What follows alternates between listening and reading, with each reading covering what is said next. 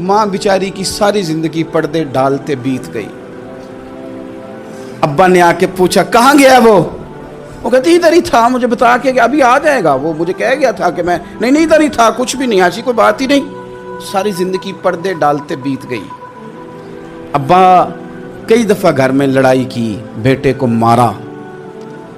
अम्मा ने आगे बढ़ के पुत्र के हिस्से की मार भी खाई, लेकिन उसी बेटे की शादी कर दी तो अम्मा को पता चला कि ओहो मैं तो समझदार ही नहीं थी, मेरा तो पुत्र मुझे कह रहा है अम्मा तू भी तो कभी सियानी हो जाया करना, अगर वो बोलती है तो तू ही चुप कर जा। तो फिर उसे एहसास होता है कि ओहो मैं तो सारी ज़िंदगी बेवकूफ़ रही, मैं तेरा दिफा करती रही, तेरे हिस्से के थप्पड़ खाती रही, और मुझे आज तूने बताया कि तू सियानी नहीं थी, आज तूने बताया कि तू अक्लमंदी नहीं थी। अम्मा तुझे क्या पता, मेरी बीवी के सामने तू ही सियानी हो जा।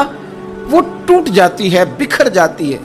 वो कभी पलट के देखती है तो उसे बड़े सारे ज़ख्म ताज़े होके दिखाई देते हैं। वो यार मैं ही सियानी नहीं थी। सुनो ना, इमाम हसन रदी अल्लाह ताला अन्हु फरमाते हैं, इमाम हसन ने कोई लंबा वक्त नहीं अपनी वालिदा के साथ गुजारा, छोटे थे तो सैयदा फातिमा ज़हरा रदी अल्लाह ताला अन्हा विसाल कर गईं।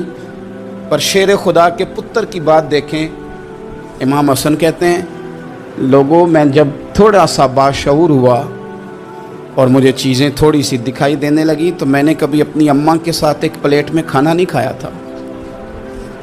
हुजूर सारी दुनिया खाती है तो आपने क्यों नहीं खाया?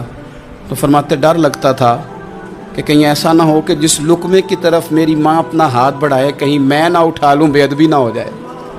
डर लगता था। मैंने यहाँ तक भी ना, क्योंकि माँ तो माँ होती है, मैंने यहाँ तक भी माँ का एहतराम किया, रोटी खाने में भी तकदीर नहीं की। यहाँ माँ वो कहती है पीर साहब उन्होंने दस्या जे ना कि मैं तुहानू आख्या सी, उन्हें गल्लां गल्लां च उन्होंने आख्या जे मेरे नाल बोले थे सही करे, उन्होंने दसियो ना मेरे नाल बिगड़ जाएगा, उन्होंने आख्या जे ना मैं तुहानू शिकायत लाई, पर ना उन्होंने गल्लां गल्लां च समझाया जे कि मेरे नाल उच्ची ना बोलिया करे, मैनू तकलीफ, उन्होंने आखियो ना। ओ यार क्या कायनात में हुजूर से बड़ा भी कोई है? लेकिन हज़रत हलीमा सादी आई हैं तो क्या मेरे नबी उठ के खड़े नहीं हो गए? हुजूर ने इकराम दिया तो इकराम देने से कद बड़ा होता है, छोटा तो नहीं होता। खुदारा अपने बड़ों का इकराम करना सीखें। इन्होंने किसी ने आपको जगह दी होगी, किसी ने आपको नौकरी दी होगी, लेकिन माँ बाप ने तो ज़िंदगी दे दी औलाद को, जवानियाँ दे दी, सारा कुछ दे दिया। और बच्चे हैं कि समझते नहीं। एहतराम के जज्बे अपनी तबीयत में लाएं, बेअदब ना बने, सुबे अदब ना कभी करें। आप ना कभी कोई ऐसा काम ना करें जिससे ना तकलीफ़ बढ़े, जिससे आजमाइश बढ़े। आप एहतराम वाले रहेंगे तो खुद भी सजे संवरे निखरे रहेंगे।